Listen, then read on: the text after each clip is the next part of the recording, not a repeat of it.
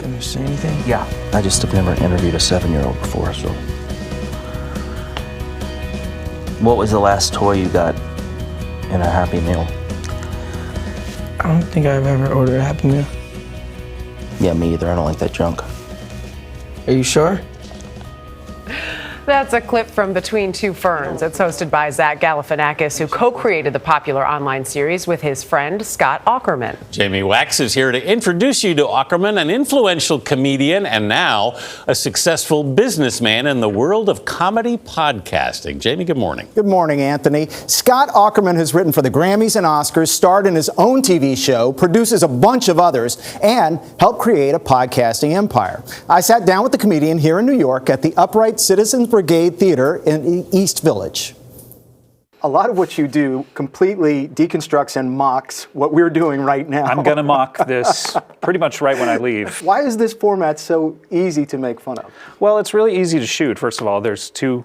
I don't think I'm giving anything away. There's 2 cameras here. You know, it's just people sitting down. You're able to edit this really easily. So it's just a very unnatural situation that we're pretending to be so chummy with each other, and there's something inherently funny about that. Hi! Hey! So nice to meet you. Nice to meet you. Scott Aukerman has made a career turning the awkward aspects of show business into comedy, like talk shows. Lizzie, you're on the show Masters of Sex, which I have not seen, but from the title, I'm assuming it's about Reggie and I? It could very easily be about the two of you. Reality TV. Do you want to sell your house? Are these people gonna buy you wanna buy my house? That was why we came. It's not for sale, bro. And his biggest hit parodies the limited resources of public access television. It started with a call to his friend, Zach Galifianakis. He said, I've always wanted to do something that's a public access show that's called Between Two Ferns. That's all he had, because he and I both worked in public access growing up, and he was just fascinated with the idea that the only set dressing they ever had were 2 ferns. Have I told you that I enjoyed the movie Superbad? No. Good. They posted this video with actor Michael Cera in January 2008. And we thought, okay, yeah, that was great, and that will be it. And then a few months later, Jimmy Kimmel called us and said he wanted to do one on his show, and we thought, really? One more? No one wants to see another one of these, right? Did you know that some actors turn down roles? There have now been more than 20 episodes of Between Two Ferns. Is your middle name Honey Baked? Featuring a who's who of Hollywood. And my guest today is Charlize Theron. Charlize Theron. It's okay, everybody does that. And more recently, Washington, D.C. Well, this has been a lot of fun, Mrs. Clinton. We should stay in touch. What's the best way to reach you? Email? This episode, at the height of the 2016 campaign, You've got mail, has been viewed 58 million times. If I ran a third time, it'd be sort of like doing a third Hangover movie. Didn't really work out very well, did it? They spent 4 years asking Barack Obama to participate. I'm going to press this. Don't touch that, please.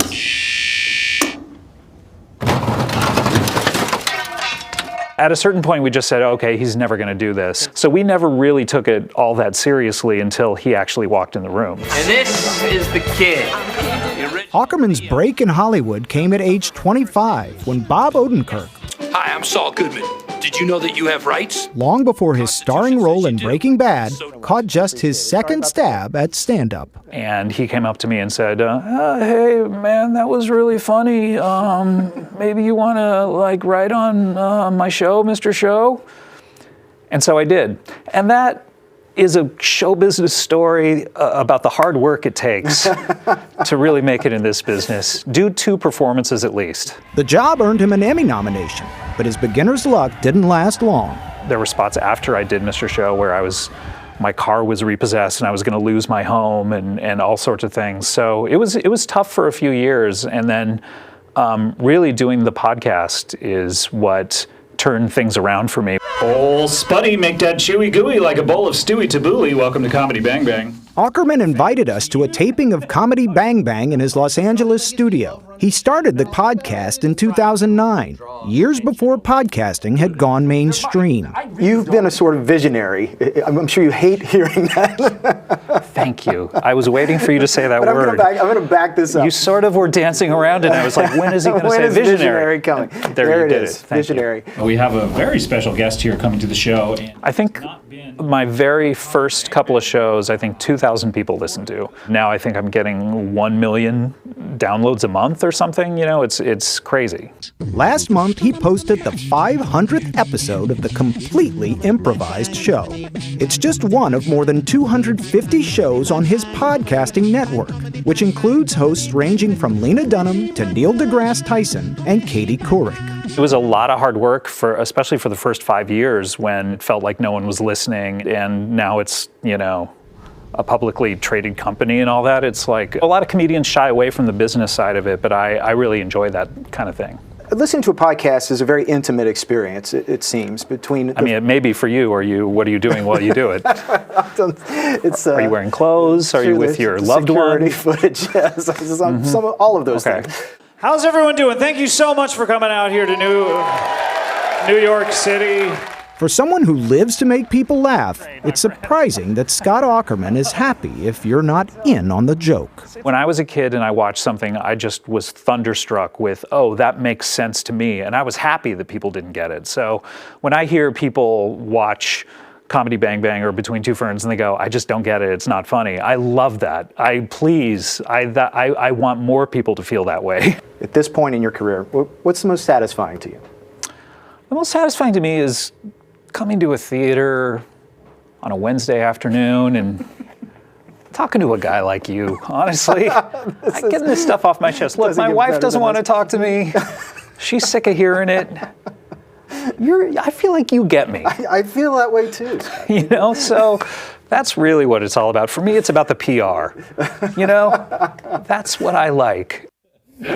He did go on to somewhat seriously answer that question and say that what is most satisfying to him is when he releases a new project and gets to watch people start reacting to it. Interesting how big podcasts have become. It's incredible. And, you know, he says the podcast is the most important development for comedians since the comedy album. It's a way for them to find a fan base. We won't ask what you're wearing when you're listening to those podcasts. Jamie Wax, thank you.